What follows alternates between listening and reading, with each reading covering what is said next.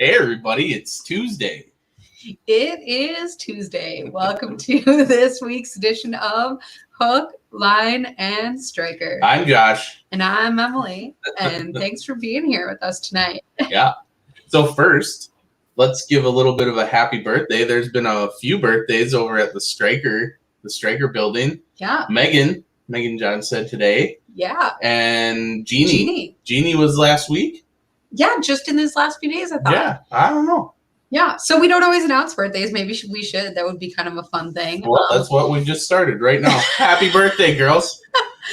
Yeah, to such fabulous ladies that are at Striker. We were at the building, actually twice in the last month, which is unusual. Yeah, well, they're gonna let us set up pots over there.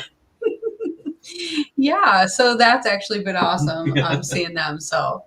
Other than that, in our area of the world, central Wisconsin-ish, kind of by the Wolf River, we were talking the last few weeks about our water levels had been way up, and they are actually coming way back down.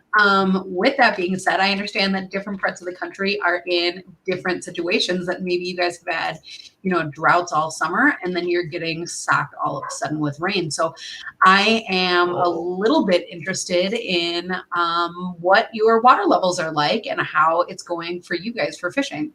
Yeah. Sorry, I got distracted. We left our pup outside. We left our dog outside. We just heard that bark. So I'll go get her. While Josh is going to get her, a few things about water levels changing a lot. Because we were so flooded, fish are now back down in, especially when we're talking about the river, into the main channels, those back bayous, because I think when it flooded out, they really went into those super shallow areas. So that has been nice to kind of be getting back to a little bit more of a normal pattern. So normally I look at Josh and I say, what else? And then he says, not much. So I'm going to move right on ahead. And we are back here actually with Captain Brandon Stanton. So welcome back to the show. Thanks for having me back. Yeah. Struggled a little bit last time, Emily. So I think we got it under control. I'll make the whole show. But that was awesome. It was kind of funny, tuning back in and out, but I'm glad to have you here kind of consistently here today. With that, when we did talk to you, gosh, it was like late spring, maybe early summer. I can't quite remember. But how has your summer been going? Summer went real well. And I think, we struggled a little bit with the wind. It seemed like it was windy all the time, and we canceled a lot of charters. But as far as the fishing went real well. And I'm going to refer back to your water levels that you were talking about. The Great Lakes are down probably 2.5, 3 feet now. And it actually got the fish patterned back to the way we're used to. You can kind of, by doing it so many years, I just knew where they were migrating and where they were going to be. And when the water level came up, the pattern was broken. Well, this year I find that the fish are going back to what they were always doing out here. So we had a pretty good year and a pretty good catch rate. That's always really great to hear. A really great catch rate, especially for people interested in, going out on trips. While we are chatting, if anybody does have questions or comments along the way, make sure to drop that in our comment section. Mm-hmm. And really quick here, shout outs to a few people. So Steve Davis, we will definitely have you on. We have been in the process of connecting. And so I know we'll talk to you soon. Shout out to you too. And Jared is saying Wisconsin River is at the lowest of this year. So that really is interesting. But, Brandon, you're saying that your catch rate has still been good. But you also mentioned the wind. That kind of has been the story for a lot of us this year, no matter what your drought conditions are. So how do you go about navigating fishing with that much wind? Boy, that's tricky. There's a lot of times I'm fortunate to have repeat customers. So a lot of times I know what the customer can handle. If I don't know what they can handle, I don't know. As a charter captain, it's hard because you want me to cancel you before you drive 3 hours, but I'm the kind of guy that's not going to cancel until I get outside of the pier head. I want to see what it's like. So you got to kind of make a decision. And we made the decision a lot this year to cancel, and then we rescheduled, and it was windy and rescheduled and windy, and it was just one of them years. It was a windy year, and I watch the jet stream a lot because that affects our winter. And this year the jet stream was way down, so that's why I got high hopes for winter too. Yeah, definitely. I have high hopes for winter too. That's a really interesting point that you're making, because when Josh and I go out, it's just on us. Is it too windy? Is it not? And when we get out there, we keep kind of judging that as we go. But as somebody who is going out with clients, gosh, I guess you must have to even think about if people are going to get like sick on the boat. I get a lot of sick people, even on days that it's glass. You'll get sick people. It's just part of the job. And you just make sure they get over the side, not in the bottom. I always tell them, I'll go in if you want. You just let me know. This is your trip. Because if it's a family, I don't mind taking a family back in. I'll cut them a little break on the price. But a lot of times you'll get 4 buddies, and 3 of the buddies are like, pay good money. We ain't going in. This guy can lay here, You gotta kind of feel them out a little bit and see what they're like. So then on those days where it is possible to stay out, but it is windier than you expected, does that change how you go about fishing that day? Yeah, it changes a lot because, I run my charters with my walleye tournament boat. So 4 people in there is pretty packed, and we run the bow mount, So we're always with the wind. So whatever way the wind is, I got to kind of put a game plan together as I'm going out there to which direction I'm going to set up. And sometimes the ride might be 10 miles. Sometimes it might be 6 miles, depending on how I'm going to go over my fish or my structure. So it messes with you a lot. You definitely come up with your game plan in the boat, not the night before. It's just one of them things, you wing it. It's one of those things that you wing it. Yeah.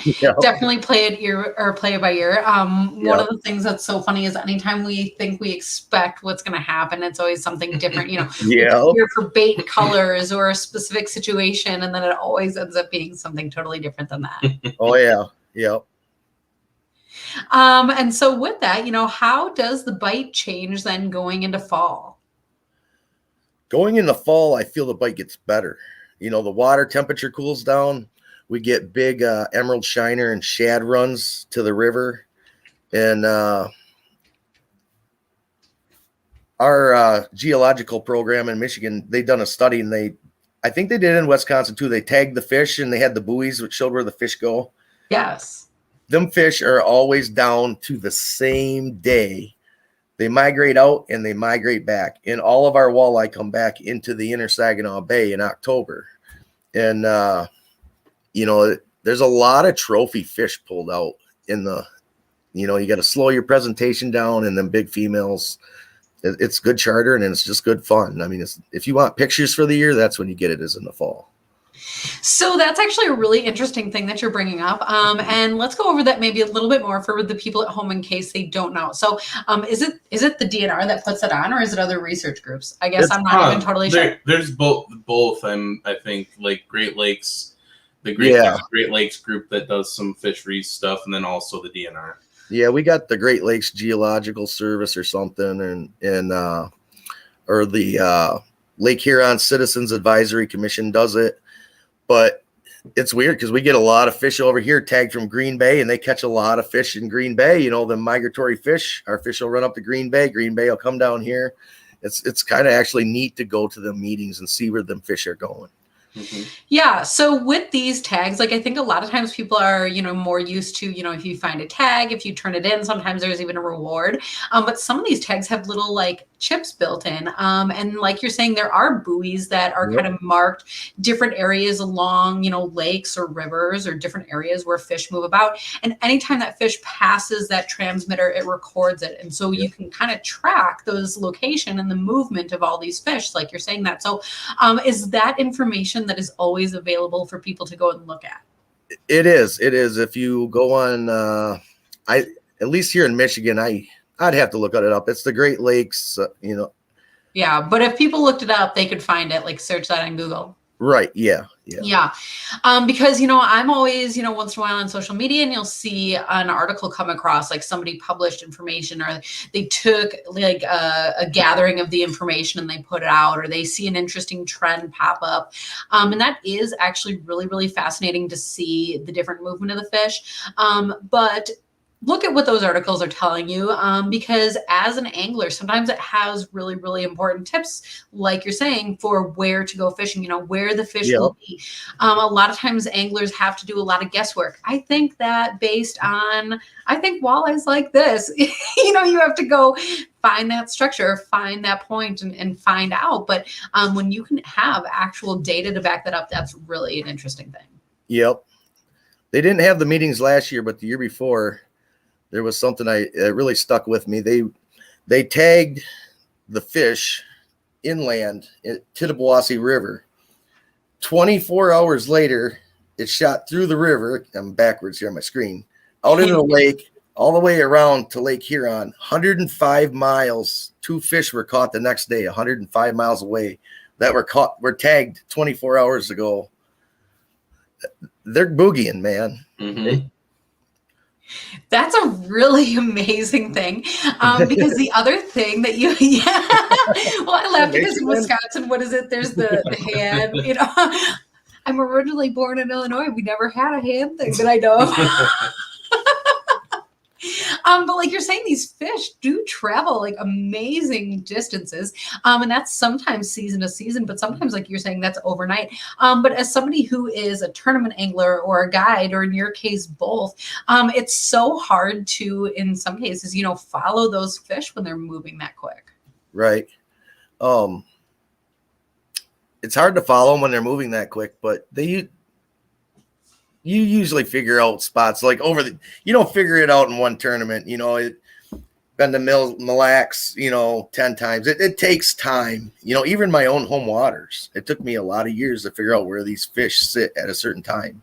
And I still don't know why they're there, sometimes, but I know they're there. Walleye are funny. Walleye are funny fish. Yeah. I think I was just reading also an article. I mean, I guess this is out of Canada, so it's a little bit of a different location, but wasn't there just a fish that was entered in like 2 different tournaments, and they were able to track it because of the tag that was on it? Okay, maybe neither of you ever, if anybody at home saw this article also. But the sad thing is, I think actually just shortly after that second tournament, even though it had been released successfully and swam away, I think actually the fish was found dead. Yeah, so it is like really a 15-pound walleye. Somebody released it before, and then the same guy caught it, had the same markings on it, and but it was tagged, and so in both tournaments they were able to see that it was actually the same fish. It wasn't just like a guess of a mark or something. It was by the tag. But they were saying that even being kind of a sad situation, that a fish like that will tell so much, because especially when you can let it go and you see it swim away, but then there's still that mortality after. There's a lot to learn about that. And yeah, I just hope that we can learn from that. Cool. So we started that whole kind of tangent because we were talking about the locations and everything of fish. So when you do not have really awesome data and stuff like that, how do you go about looking for fish in the fall? Structure, water temps. Nobody wants to admit to it, but I will. Sidewalk trolling. If nobody knows what sidewalk trolling is, it's making phone calls and listening at the bar stool to other people talk about where they're catching fish. I never usually just, if I'm tournament fishing, you'll never see me run to where all the boats are. If I'm guiding and I want numbers, I'll do that sometimes, but usually where all the boats are meat hunters, and they're after the smaller fish. The tournament anglers are running off water temps, structure, weeds, trying to find where the bigger females are laying. So with the water temps, is there like an ideal temp that you're looking for, or just kind of in this point seeking out the warmer water? I think water can get too warm. I like that 68, 68 to even 60 degrees. once July comes, I don't strictly chase just walleye. I'll run out after steelhead, lake trout, salmon, and we catch so many of them big females just out in the abyss on our salmon gear, you know, on Magnum spoons, 40 feet. They're always 40 feet down in about 160 foot of water. And I think they go in a little ways to feed because they're always puking emerald shiners, which are a shallow bait. But I think that cooler water has something to do with, you know, digestion and regulating them out there, because they're out there. A lot of them are out there. And there's a lot of people scared to fish that deep for walleye, but they're there. I'm actually just honestly thinking that myself, because I am a little bit surprised to hear that. I mean, like, is there more that you can tell me about that? I mean, when you're fishing water that deep, how do you go about targeting walleye? Just the same as other locations? This time of year, I call it a mixed bag trip because you never know what you're going to get. So why they're out there, I don't know, but they are. And they're always at 40 feet out here, 40, 50 feet. And they come on the salmon gear. I mean, we're not running cranks. We're not running body baits. We're running Magnum spoons. And they just come in and they're out there. And what's weird is I ran some of them water wolf cameras for a lot of years, them inline cameras. And I'd come home and review the footage. And when you got a steelhead or a salmon or a lake trout, they'll come up and then, you know, they come in and out like this, and they really take their time and when they're going to hit it. When you're out there in 160, 200 foot of water, when a walleye comes in, you see a little black dot coming, and he just like that, he starts rolling. They're really aggressive out there too. And, you know, there's a lot of people that call me crazy, but man, I got thousands of charter trips that'll tell you we catch a lot of walleye in between 110 and 210 feet of water. And I don't have the answers. I don't have the answers of why they're out there, but they are. Well, first of all, in that much water, I mean, I hate to make a stupid assumption, but I imagine that's not the smaller fish cruising those locations. No, they're always, you know, 4 to 10 pounds. And they're walleye. I mean, you take a 10-pound walleye on a mag dipsy or something that you're fishing for kings, and if you don't see that first little, you know, like that dipsy just drags that. You can't tell that 10-pound walleye is even there at 3 mile an hour, you know.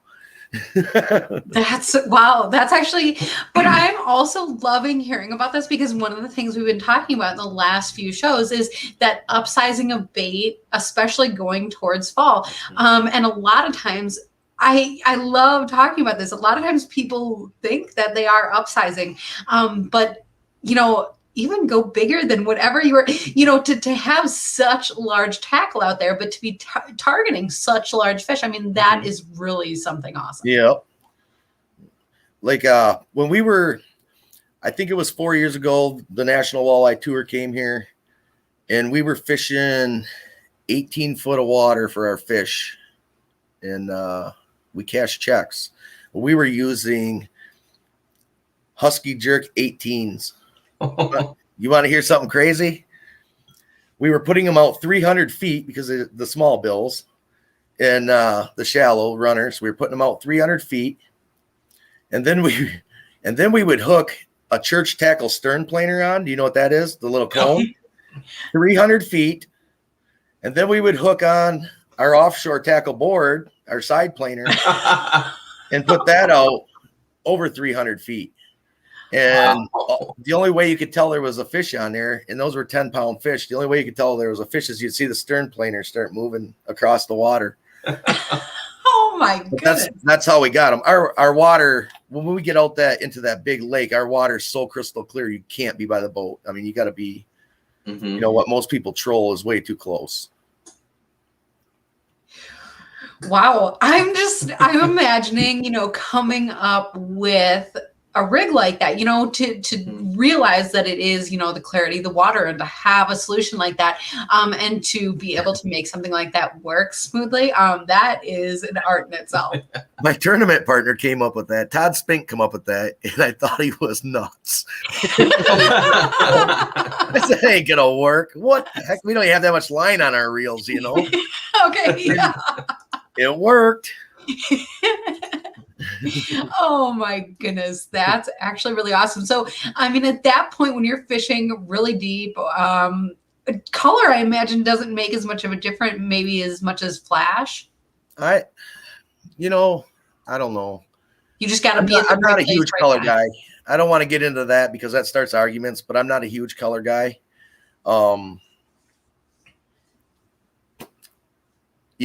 I could lift this computer up and turn it around and show you $50,000 worth of lures, and I got 8 that's in my boat all the time. Your confident lure is what catches them. And I'm a dark color guy. I like burgundies, golds, blacks, oranges, stuff like that. I'm not big on the fire tigers and the chartreuse and stuff like that. A lot of the custom paint stuff. Don't get mad at me, guys, but catches the fisherman. I think your speed, your action, stuff like that catches the fish. Well, and I think a lot of your color choices speak a lot to where you fish too. Right. So clear, staying on the subject of color and going into a subject that Emily and I can speak more to. We were fishing the Wolf River, and that can get kind of clear, but it's always a little bit tannic. Gotcha. So this weekend though, we had a little bit of rain earlier in the week, and the water was low, but it was still bringing sediment down.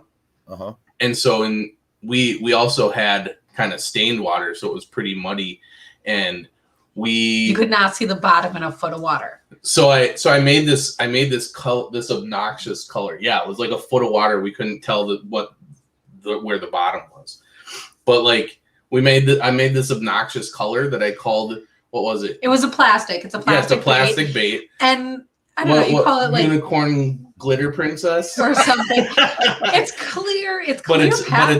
But it's clear. And it's a Hobby Lobby glitter that's kind of a transition between pink and gold and green, and then some other pink glitter in it. But it just looks like hot pink and glitter. Yeah, like it's obnoxious. But then we put it in the water, and it changed to like a gold brown color. Neutral. Right. Oh.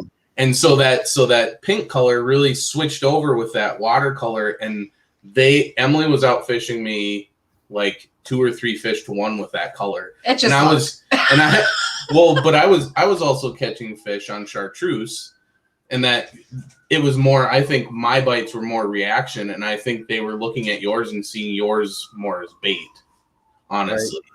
Right. Pink is a good color. I mean, pink, if you look at the UV charts where you get down in the water, pink always stays pink. Mm-hmm. I think it's a good color. Yeah, that's interesting because there isn't really anything in the water that's naturally pink. I mean, I guess you have bloodworms.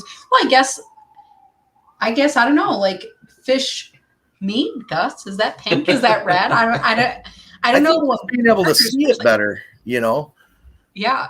Mm-hmm. Interesting. When you guys are fishing, Emily, what were you guys fishing for? Panfish.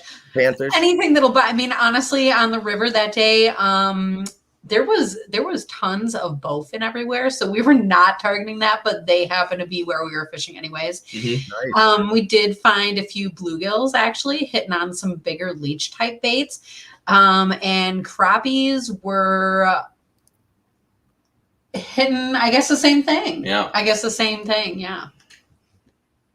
So I'm just trying to figure out your colors. Like, I think panfish, they're more sight fish, aren't they? Mm-hmm. Well, they tend to be a lot more curious, and they put a lot less thought into what they're eating because they're more concerned with getting eaten. So right. Grabbing a quick meal, what looks like a quick meal. Sometimes that's why bigger panfish are hard, is because they're not going to get eaten. Well, they won't get eaten, so they have a lot more time to look at those baits. Right. And so we do run into that a little bit, but when the water's muddy like that on the Wolf, it makes fishing a lot easier. I think we just had some low water, and the water temps are still a little warm. Right. That's I like river fishing, and pretty shortly here, usually about October, I was telling you all of our fish come back in, and we haven't been able to catch fish hardly in the Saginaw River in the last 2 years because our water level was so high. The river wasn't flowing. I'd run down there and fish, and I actually had to use my bow mount to move. I was going backwards. So now that our water level's down, I'm pretty optimistic that this year our walleye are going to come in, because our walleye, it's full of crappie. They all like the current. They like hanging behind them pylons, and I'm hoping this fall we get some good river fishing, because that's actually jigging's my favorite. Jigging and pitching. We just don't get to do it a lot here, so when I get to do that, I'm excited. Yeah. Man, I always try to fish behind the pylons by us, but I don't think ours are big enough or something. I never catch fish there. Well, so what do you look for? Like, when you're pulling up to a pylon, like, what are you looking for when you decide you're going to target that? I fish the slack water behind where the fish are kind of ambushing the minnows and the bait fish that are coming around in the current. And that's usually where I find the walleye. They like a lot of current, but they like to sit in the slack water. That's what I find. That's interesting. Yeah. We have a few really big train bridges that go across the river. I mean, I guess the river isn't huge in some of these spots, but there's big areas in the middle that have, not just a pylon, but like a big section. And I know that at the right time of the year, if I go there, that's where also white bass will sit. But I've never been there on those days to be really that lucky. Everybody gives white bass a bad rap, but man, if you take some kids out fishing for white bass, they have a blast, because they're aggressive, they yank, and you can catch a ton of them. They're fun. Yeah, that's absolutely. So I was going to ask you a little bit about structure, but we have a question here about ice fishing. So Jeremy, I'm getting to you. Hold tight. So because you were talking about the pylons, the other thing that you had mentioned earlier in the conversation, you look for the right temperature, but you also said structure. So the pylons are part of that. Other than that, are you going around? Is it rock piles? Is it cribs? Is it any of the above? What is it that you're looking for structure? Drops. We don't. Saginaw Bay and Lake Huron is not like it's not like the lakes you guys have where you have these great big drops. So if we drop 2 or 3 feet, that's a big drop. Unless you get out in the big lake, then you can drop from 150 to 600, but that's not usually where we fish. But just looking for drops, holes, humps, sandbars, fingers, anything where these fish can ambush bait coming around, or stuff like that. Awesome. And then knowing those things, is that part of what helps you prepare for ice season? It is. Migration is huge here too. So usually certain times of year, I know where the fish are, because their migration is the same every year. They'll start out, up close in the weeds, and we'll start ice fishing close. And as it goes on, it's kind of weird, because these fish will head north out of the bay, and then just before the ice, goes bad, they shoot back south to the river as fast as they can. So you'll see everybody migrate north, and then all of a sudden they're back towards the river. And I don't know why they do it, but we just kind of got them patterned. And I would say my pattern is my success on the ice. Yeah. So Jeremy is looking forward to hard water season. It sounds like last ice season was pretty tough. How's this year going to be? Do you have a prediction? My prediction is I think we're going to have an average ice season. I'm not going to go saying it's going to be great, and I'm, because you just don't know. Mother Nature always beats me up. But I think we're on track for an average ice season. I know you guys start ice fishing a little earlier, but if we can get on the ice, our early ice is right around Christmas. And if we have early ice at Christmas, we're going to be on track for a good year. That's my prediction. Plus I try to always go in optimistic, because otherwise, I don't know, just gotta be. Well, it's weird, because ever since 2014 and 2015, we had the bipolar vortex, or whatever they want to call it. And opening day of deer season, the guys are already out on the lake, 20 miles. It gets everybody wound up, because they fished Lake Erie that, them 2 years, and everybody's all wound up, and they're like, oh, it's coming again. I just learned to not set myself up for disaster and let's just call it an average year. Yeah, that's fine. I mean, those 2 years were probably the most exceptional ice fishing years I've seen in my life, or anybody has ever seen. If you ask anybody, 14 and 15 was was crazy. Ice all the way till the end of April, even into March. And I don't know if we'll ever see 2 years like that again in our lifetime. Yeah. We'll find out that for sure. Jeremy's following up saying, being a weekend guy, he had limited days on the bay last year. Jeremy, I hear you. There are spots that sometimes we just have to base around the availability of ice too. Mm-hmm. And it's a bummer because I wish it was ice season all year round. Me too. It's my favorite season. I love it cold. Yeah. Yeah. So then do you have anything that you start preparing for ice season, or is there anything that you're doing now to get ready for it or coming up? Yeah, I've been working pretty hard on it, and it consists of getting all my shanties ordered, getting all my clothes from Mike ordered, getting all my striker gear ordered, getting my new snowmobiles ordered, because last year we had no snow, and we did end up with a really good chunk of ice throughout February and into March, but it completely totaled last year's new snowmobiles. So hopefully we get some snow this year. And this is just getting my orders in. And I don't know, you know how it is. I'll get a box in, it's full of ice rods. I sit down here. This is my basement. I sit down here for hours looking at them, putting this reel on, putting that reel on, spooling up. Then I get a box of clothes, I'm putting them on, and I'm ready to roll. I'm ready. I am. That's my favorite time of year. That's what I'm known for.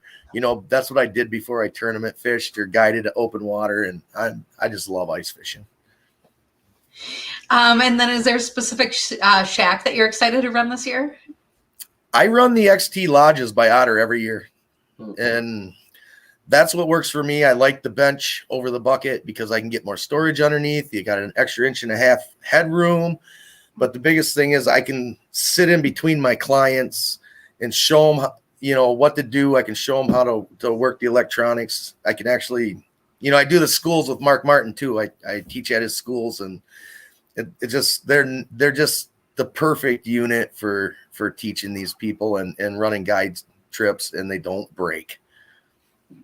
That's awesome. That's the biggest thing. I mean, Saginaw Bay is notorious for just deconstructing whatever equipment you own. So Otter holds up. Well, and you do occasionally hear people talk about, sometimes that they are a little bit heavy, but especially when you have the gear to get all the way out where you're going, you want to make sure that you as an angler are protected from the wind. Striker suits are fabulous for that. But there is just some days where, to safely land a fish, and especially if you plan to throw it back, to keep the fish out of the elements in some cases is really even important. Yeah. Oh, the striker ice suits have completely changed the way we ice fish. I don't sit in a shack. I'll walk around all day long to my clients and sit on a snowmobile, and I'll start fishing at the witching hour. But man, I'd rather just sit there and listen for somebody to say, "Fish on, I need some help," and I go running over there.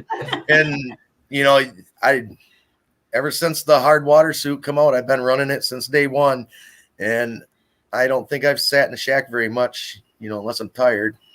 Yeah, that's might take a quick nap, but no, it's changed the way we fish. I mean, it's crazy. Mm-hmm. That's super cool. Yeah. That hard water suit, that is a definite popular favorite out there. So that's really great. It's one of them that I have not run. I've had a Predator jacket, and I've had the Climate series. They went through a little bit of a design thing last year. They added a couple things, which was nice. Another color too, maybe. I feel like that might be true, but it's honestly the line that I'm a little bit least familiar with. So I know that that information is available on the website, so strikerbrands.com. And hardwater suit is very easy to find once you're on that suit or on that site. So go and check out your suit on this. No, they seriously have changed ice fishing. I mean, with SureFloat, I hate to say this, but since SureFloat come out, I lost a lot of my tag along trips because SureFloat gave people the confidence to go out. There's a lot of people that were really not wanting to go out there. And since Striker came out with a float suit, it gave them that little bit more confidence to go. So I love my Striker and I love Mikey, but it has taken a little bit of business away from me. Well, and that being said, like it is an important thing to bring up that if you are going out on one of the Great Lake bodies of water, even places like Red Lake in Minnesota, or Mille Lacs in Minnesota, Winnebago, even in some portions, if you're not familiar with it, like check in, at the very least, check in with a guide. Or bait shops. Or bait shops. Most of them are very, very apt to help you. And some of them might even point you in a direction where there might be fish. So check in with them, make sure the ice is safe this season. Yep. Yeah, all the guides I know, I don't know anybody that would send you off in a direction on the ice that, just to get you away from them. There's no guide's going to do that. It's just, it wouldn't happen. Right. Yeah. That would be crazy.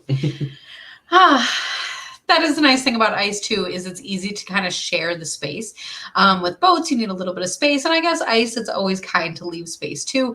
But especially, when we talk about the river and the backwater spots, man, sometimes you are almost elbow to elbow, and man, people still are all catching fish. So that's a good time. Cool. Then with ice, is there anything else that you are looking forward to? Oh, I'm ready for ice. I am. We just need I'm not going to say a good year, because I think last year was a good year also. I did very well. We need some consistency with our weather. We need we need to be able to do it every day. Yep. Yeah. That is actually a really interesting point, because it seems like, it's hard for fish to get into patterns. Ever since spring, ever since the end of ice last year, it just melted so quick. And then ever since then, it's just been, we've been talking about kind of irregular conditions. So that is going to be one of the big challenges moving forward here. Yep. I know there was a lot of people struggled last year, just because I think it was, the first week of February, we really got good ice where we could run around. But it wasn't really first ice. I mean, it's still finicky February. Them fish get a little bit finicky when they're, when the ice gets thick and they're lacking oxygen throughout the year. They were still a little bit finicky, even though it was, first ice. But yeah, that's crazy to think about, because we're still at the point in the year where we have the fall bite coming up, and that's always great. I know that. Deer hunting's coming too, but I get more excited about fishing. I get really excited about hunting season 2, even though I'm not a hunter, because then a bunch of the people are off the water. Yep. Sorry, hunters. Leaves the whole lake open for the real fishermen.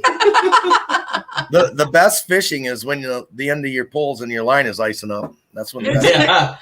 Honestly, that is kind of true, though. Yeah. I also really like going out then, because then if you have spots that you're looking for, it's easier to sit on a spot and then less people are noticing you. Yep. Also, if you have lakes where boats are normally going by with pontoons of people or jet skis or this or that, when it is too cold and those boats are not out there, that just makes a world of difference for the lake. And it's interesting to see the change from when things are busy to when things are calm. It is. Yeah. I mean, nothing against pleasure boaters, but when they leave, fishing gets good. Well, and it's and another thing, like when a lot of our bodies of water that we fish, that we prefer to fish, are like 40 acres or less. It's really fun to be able to work a whole lake. And when you have boaters doing the boating thing all year, it really keeps it stirred up. Yep. And then once that's done, then it's amazing how many of these lakes around here would be so clear year round, if that wasn't the case. So that makes it interesting for us, because then you have to go through all of your summer stuff is like junk, because then you have to switch all your colors and you have to switch all kinds of stuff to keep up with it. And it's really fun. But another tip, but it is really fun to be able to go through and have to figure it out again. But like we were saying, with ice forming on the rods and stuff, and you get that late into the season, don't forget to bring out your either a SD card for your Humminbird, or bring your other unit out with you in the boat. Yeah, you can mark those spots, and when they freeze, chances are those are going to be places where fish are. Right. I just mark all that in my Google Maps. Don't even bring all that extra stuff. Just as long as you've got your good old cell phone, good to go. No, I do a lot of like this time of year. If I go out for myself, I'll do a lot of marking of weeds where the weeds are still standing, the ones that look green, because they're still going to be there at ice. Yep. So try to find the holes to fish in between. I do a lot of that now. Yep, it's a good time to do it. That's actually a really great point. Man, I'm really glad that you said that. I spend a lot of my time with the mindset of, looking for deep structure or finding a point or, whatever it is, because I tend to think, deeper in winter, but that's not always true. It's a lot about those weed lines and like you're saying, those green weed lines. So especially in fall, a lot of that does start to die off. If you can use the boat and target where those good weed lines are, man, that does go a really long way for starting off your winter. Yep. It's good early morning fishing. I am with you, though, on the deeper the better, especially as a guide. If I fish for myself, I don't want to run 15 miles out into the bay to fish. I want to stay closer. But, in that shallower water, you get the witching hours with the walleye. You got that hour before dark and that hour after sun up, and then it's done. But the deeper water, you can go out there and pick at them all day long. The sun's not down there. And I'm with you. I like deeper water. I do. I like being in that deep water just because I can sit out there all day and at least pick fish all day. Yeah. Man, I love jigging and suspended fish.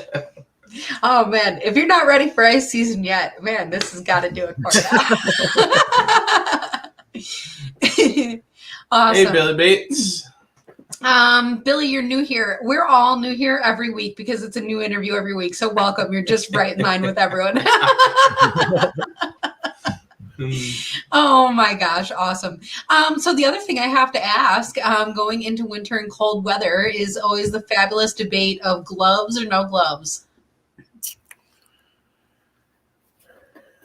I'm a glove guy. Well, I'm a glove guy. Except for when I'm fishing. When I'm fishing, okay. There's nothing worse than having a bunch of fish under you, and you got a jigging wrap hooked in this glove and that glove.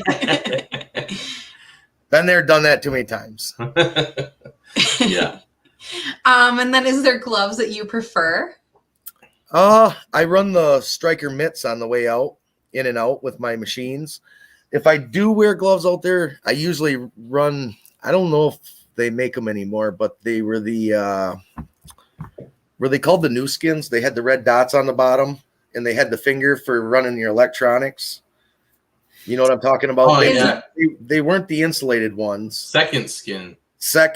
And they were waterproof. Those I'll wear them when I'm out there fishing if it's that cold, but usually I don't wear gloves while I'm fishing. That might be the stealth glove that you're actually talking about. If it's the waterproof one, no, it's the second skin. He was right. It was that first one. Yeah, and I do use. I had the second skin ones. I have a pair yet, and I really do prefer those stealth gloves, man. Those things, like I don't wear gloves a whole lot. But like you said, like when we're towing shacks and stuff, like. I like wearing those. If my hands get wet, I like to dry them off and put the gloves on, and just to warm them back up. The mitts, you mean? No. Oh, the gloves. The gloves, and just to warm them back because they're not super insulated. You can still do stuff with them. Right. But then I end up taking them off when I'm fishing. But I gotta actually train myself to wear gloves more. I mean, ever since I've been doing this, at the end of ice season. My hands are my thumbs from stripping line. Everything's cracked open, bleeding. It just looks like they dried right out and they're like cement that cracked. And they hurt for weeks and weeks after ice season, but I should do something about that. You're in a hurry all the time. You're just in the middle bucket barehanded. You're gathering barehanded. And for some reason, if I am wearing gloves, I always toss them off anyways because I don't want to get wet. That's funny. So a few questions here for you. Dennis is wondering if you can talk about what auger you like and why. I'll tell you what auger I like. Last year, I ran the 40V Strike Master. I do not do gas anymore. I've never had a problem with, like other people with other brands tell me it gets cold, my battery dies. I've never had that problem. I carry 2 batteries, and I've always ran the 40V. But last year I went to the 24V, and at 14 pounds, it's nothing. And I drill. We don't hole hop here. We fish a big sand bowl. So where we pop our holes is where we fish all day. And I might only drill 30 holes a day. So that 24V lithium Strike Master there's nothing that compares to that thing. It's so light. You can just grab it. You know, you put your other augers on your quad or your snowmobile, and the head unit's spinning around, and it's always loose underneath the head. And this thing is so light, it's nice. I mean, you know, I just told you my situation with that. Yeah. And I still think that's the best auger on the market. What's the amp hour on the 24? Oh, hold on. Let me grab a battery. Perfect. I just so happen to have one charging right here, and that's a 24V4 amp. Okay. There you go. Well, that's really cool. So Dennis, to contrast that a little bit, we actually started running the Razor ice augers, and they also have a 24. It's not 14 pounds, but it's pretty close. It's a pretty decent machine, honestly. And you know, like if you're worried about switching over to batteries, and this is kind of where this was going, no matter what brand you go to, a lot of the makers now have realized that if you have a high enough capacity battery, the cold doesn't really make that much of a difference. You're right. The lithium technology nowadays is really good, and you shouldn't be afraid to make the investment and make the switch, because one thing you'll notice is that you don't miss getting gas all over the place and having to make room for gas in your sled, and just being able to push the button and have it start, and you're not out there cranking on it and cranking on it and cranking on, all that stuff way outweighs, anything. And if you've ever had to fill an auger with gas, you're drilling way too many holes and you should fish more. So, you know what else? These lithium augers will drill as many holes as a gas one can. Oh yeah, I bet and you still have time to fish. Another thing is just the stealth mode. I mean, first ice here is our perch fishing, so we're fishing between 1 foot and possibly 8-9 feet of water. These things are completely silent. You're through, but you still got that one guy that comes out with his old Jiffy 30, and he sits there for 15 minutes and he's mad and he's swearing, and the sun's just starting to come up and it's just echoing across the ice. You can hear every swear word he's saying. And once he does get it going, it takes him probably 15 minutes to get through, 8-10 inches of ice, because I don't think he put a blade on it. And then once he gets through that, he needs a second hole. Right? I tell everybody that the battery is a no-brainer. And as far as the cold thing, like you said, I don't think it bothers them. But what I do, because I carry out, so many batteries and so many pieces of equipment, I get these little lunch bags. Like Bruce DeShano gives me a ton of these little lunch bags, insulated. And I'll throw my batteries in there, and I'll throw a hand warmer in there, and they're good all day in my box of my quad or my, my Otter box, Monster box, and they just stay warm, and I never had a problem. But I try to always carry 2 batteries, because yourself, you don't want it. You got to run them right dead. Otherwise, they run in cycles. Like you can get 2,000 charges out of a battery, so you don't want to waste your charges. Right. So you always carry your second battery, so you don't have to throw the other one on a charger. So the little bag works good for that. Well, I'm gonna poke you just a little bit here. the Razor has a 9 amp hour battery, so you only have to carry one, but it's 2 of your batteries.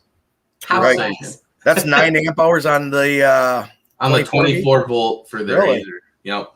Hold on a second. Let me see what the amp hours is on the 40. I don't know if it's that much on the 40. Okay, the 40 battery. 40 is only 5 amp on the Strike Master. Yep. I'm a Strike Master guy through and through. Yeah. You know, I do a lot of fishing with Jake Romanak, and you know he's a good friend of mine, and he runs the Razor, and it's a good auger. It's a damn nice auger. I just, you know, it's Ford, Chevy, Dodge. Yeah, yeah. Well, and no matter what you pick, as long as it makes a hole so you can go fishing, that's what. Yeah. No, they're all good. The technology these days they all made leaps and bounds and strides. I mean, Ion's a good auger. I mean, Razor's a good auger. They're all good augers. I mean, the technology now is it's crazy. And every year it just keeps getting better and better. That is true. That's true. That is true. Lithium batteries for fish finders. You know, who thought you'd go 5 days on a battery running? You know, and be like 11 pounds lighter. Yeah, it's crazy. Yeah, that's absolutely awesome. Oh man. So with that, I know that we could keep talking ice fishing all night, but we can't. Do it.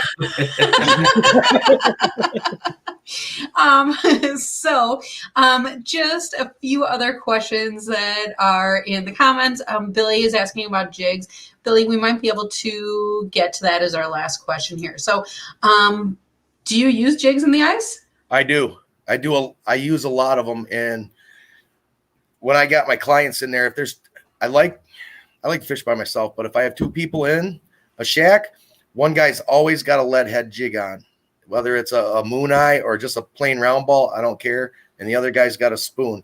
They keep one down and one up, because there's a lot of times they'll take it out of the dirt or they'll come up aggressive and take the spoon, but they switch during the day. So I like to keep, you know, usually I get one guy kind of like, I got to switch to what he's got. And I tell him, no, just relax, because eventually they lose that aggression for the spoon and they start taking it out of the dirt. So you just got to kind of, I like to keep both presentations down there.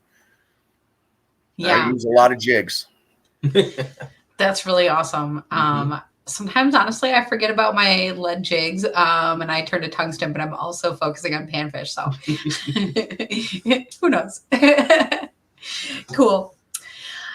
So if anybody else has any questions or comments, you know, you can feel free to drop that in the comment section, and we can always revisit that or comment or whatever, even after the show. And otherwise, Brandon, thank you for being here with us again. No problem. Yeah. Thanks for having me. I hope I can be on again. Yeah, absolutely. It's always a lot of fun. And to the people at home, thank you guys for being here as well, because this is... Before you go, is there a guy watching named Andy? Because he keeps texting me how skinny I look. Can't tell you. He didn't comment. Yeah, but maybe. You never know. So with that, I mean, I guess thanks for everybody for joining us, and really looking forward to next week on that episode of Hook, Line, and Striker. Night, everybody.